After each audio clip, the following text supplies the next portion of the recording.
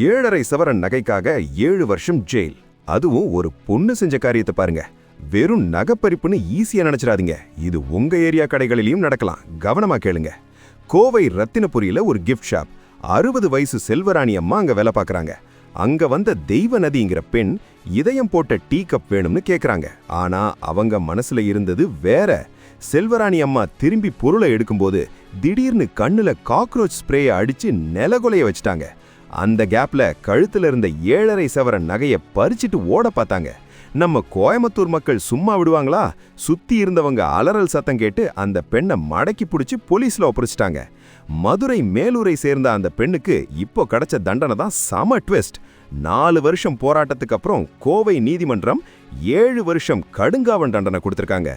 நகைப்பறிப்புன்னா சின்ன தண்டனைன்னு நினைக்கிறவங்களுக்கு இது ஒரு சவுக்கடி தீர்ப்பு. தப்பு செஞ்சா தப்பிக்கவே முடியாதுங்கிறதுக்கு இது ஒரு பெரிய உதாரணம். இனி கடைகள்ல சிசிடிவி மட்டும் போதாது, அந்நிய நபர்கள் கிட்ட ரொம்ப ஜாக்கிரதையா இருக்கணும். இந்த 7 வருஷ தண்டனை சரிதானா? உங்க கருத்தை கமெண்ட்ல சொல்லுங்க. இந்த வீடியோவை உங்க வீட்டு பெண்களுக்கு ஷேர் பண்ணுங்க. மறக்காம சப்ஸ்கிரைப் பண்ணுங்க.